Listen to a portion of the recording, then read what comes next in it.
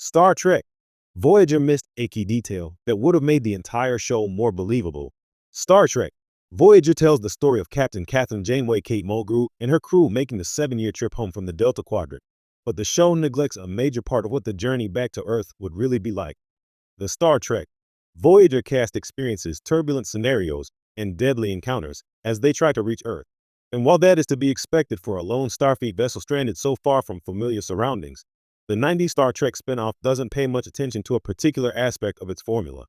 Voyager is something of an outlier among the Star Trek TV shows, as it's the only project to isolate its main ship and introduce so many new locations and alien races. The tough conditions changed the ship's crew throughout all 7 seasons of Star Trek. Voyager, understandably leading to character dynamics that also transformed during the tumultuous journey.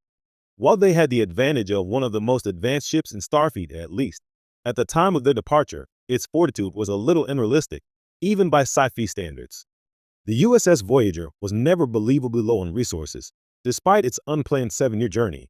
Janeway's ship made several enemies during its time in the Delta Quadrant. Between the Kazan, the Borg, the Hirogen, and all the USS Voyager's other adversaries, it seems like a miracle that Janeway's crew managed to lead such a cushy and relatively safe existence. Certain resources are mentioned quite often throughout Star Trek. Voyager that, once they're gone, they're pretty much gone for good. For instance, building more photon torpedoes is implied to be pretty much impossible, but the ship seems to have an endless supply. Although LT, Tom Paris Robert Duncan McNeil does build the Delta Flyer, it takes a great deal of time and manpower. Another example is Voyager's complement of shuttles. The ship begins the show with a total of 2 shuttles, and yet far more are destroyed throughout the show. Although LT, Tom Paris Robert Duncan McNeil does build the Delta Flyer, it takes a great deal of time and manpower. This is proof that building replacement shuttlecraft shouldn't be quick, easy, or gentle on a stranded starship's limited resources. Star Trek. Voyager had one of the most intriguing premises in the franchise. A single Starfleet ship stranded 70,000 light-years from home, forced to travel alone through hostile and unknown space. It was a setup ripe for tension, improvisation, and deep character development. But despite its strengths, Voyager overlooked one small but essential detail that could have made its 7-season journey far more believable: realistic wear and tear on the ship and its crew. From episode 1 to the series finale, the USS Voyager looks almost pristine. The uniforms rarely show signs of long-term use. The ship's hulls gleam as though it just left space dock. Despite facing hostile alien species, black holes, time anomalies, and crew losses, Voyager appears to reset each week with a fresh coat of polish. And that's where the believability falters.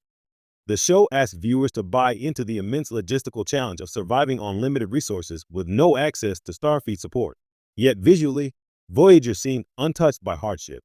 We never see parts of the ship being shut down long-term to conserve power, corridors dimmed to save energy, or major systems cannibalized for repairs.